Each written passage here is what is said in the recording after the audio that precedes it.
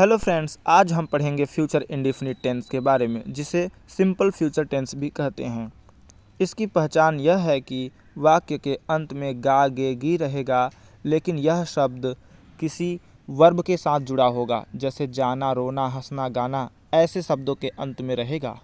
इस टेंस में शैल का इस्तेमाल आई और वी के साथ पारंपरिक तौर से किया जाता था, लेकिन अब मॉडर्न इंग्लिश में शैल को हटाकर विल का ही इस्तेमाल किया जाने लगा है। समय के साथ व्यक्ति अपनी भाषा में परिवर्तन करता है, तो वही कारण है कि आज शैल के जगह पर विल का प्रयोग होने लगा है। जैसे आजकल बोलचाल की भाषा में माता और पिता को मम्मी, पापा या डैड कहा जाता है। यहीं तक नहीं, बल्कि मम्मी को मम्मा और डैड को डैडी भी कहने लगे हैं। लेकिन यह याद रहे कि जब भी कभी कानूनी मामलों की बात की जाएगी, तो वहाँ पर आई और वी के साथ शैल का ही इस्तेमाल किया जाएगा। प्रीवियस वीडियोस में बताए गए स्ट्रक्चर के मुताबिक आइए अफर्मेटिव सेंटेंस का ट्रांसलेशन करते हैं। वह 2 साल बाद चिकित्सक बनेगा। सबसे पहले subject he, helping verb will, main verb become, A doctor object, after 2 years 2 साल बाद। यह ध्यान रहे कि फ्यूचर इंडेफिनिट टेंस में हमेशा वर्ब की फर्स्ट फॉर्म ही इस्तेमाल की जाएगी, चाहे वह अफर्मेटिव सेंटेंस हो या नेगेटिव या फिर इंट्रोगेटिव। दूसरा वाक्य, सबके पिता शाम को 3 किलोमीटर चलेंगे। Everyone's father will walk 3 kilometre in the evening. सबके पिता everyone's father, helping verb will, main verb walk. 3 kilometre है तो 3 किलोमीटर, शाम को इन द इवनिंग। आपको पता है कि नेगेटिव सेंटेंस में हेल्पिंग वर्ब के बाद ही नॉट का प्रयोग करते हैं। आइए पहले सेंटेंस को ट्रांसलेट करते हैं। मैं अगले महीने छुट्टी पर नहीं जाऊंगा। Subject I, helping verb will, not जाना तो गो, छुट्टी पर ऑन वैकेशन, अगले महीने नेक्स्ट मंथ। दूसरा वाक्य, हम आज रात रात्रि भोज के लिए नहीं मिलेंगे।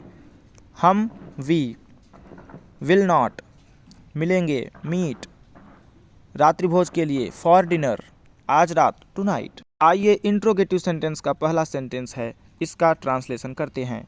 क्या वह कल कार्यालय जाएगा? Will he go to office tomorrow?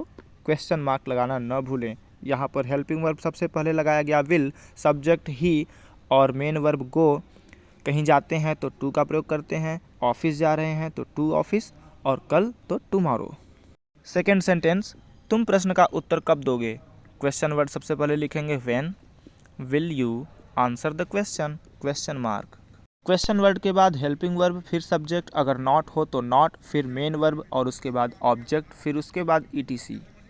आपको यह तो पता है कि हमेशा सब्जेक्ट के बाद ही नॉट लगाते हैं इंट्रोगेटिव सेंटेंस में, लेकिन अगर आप कंट्रैक्शन का इस्तेमाल करते हैं यानी शॉर्ट फॉर्म का इस्तेमाल करते हैं, तो वहाँ पर नॉट आपका हेल्पिंग वर्ब के साथ ही लिखा जाता है। जैसे इस सेंटेंस में देखिए, तुम उसे सच क्यों नहीं बताओगे? सबसे पहले क्वेश्चन वर्ड व्हाई, उसके बाद हेल्पिंग वर्ब, फिर सब्जेक्ट, फिर नॉट आना था, लेकिन यहाँ पर हेल्पिंग वर्ब और नॉट एक साथ वांट लिख दिया गया, फिर सब्जेक्ट और उसके बाद मेन वर्ब टेल, फिर इनडायरेक्ट ऑब्जेक्ट हिम और डायरेक्ट ऑब्जेक्ट द ट्रूथ। अगर आप डायरेक्ट ऑब्जेक्ट को पहचानना चाहते हैं तो क्रिया के साथ क्या लगाकर प्रश्न कीजिए। जैसे क्या बताओगे? तो उत्तर आएगा सच। सच को ट्रुथ कहते हैं, इसलिए ट्रुथ डायरेक्ट ऑब्जेक्ट हुआ। वहीं अगर आप इनडायरेक्ट ऑब्जेक्ट को ढूंढना चाहते हैं तो वर्ब के साथ यानी क्रिया के साथ किसको लगाकर प्रश्न कीजिए। जैसे किसको बताओगे? तो उत्तर आएगा उसको, हिम। यहाँ हिम इनडायरेक्ट ऑब्जेक्ट हुआ। इंग्लिश को रोचक तरीके से सीखने के लिए हमारे साथ जुड़े रहें। जय हिंद।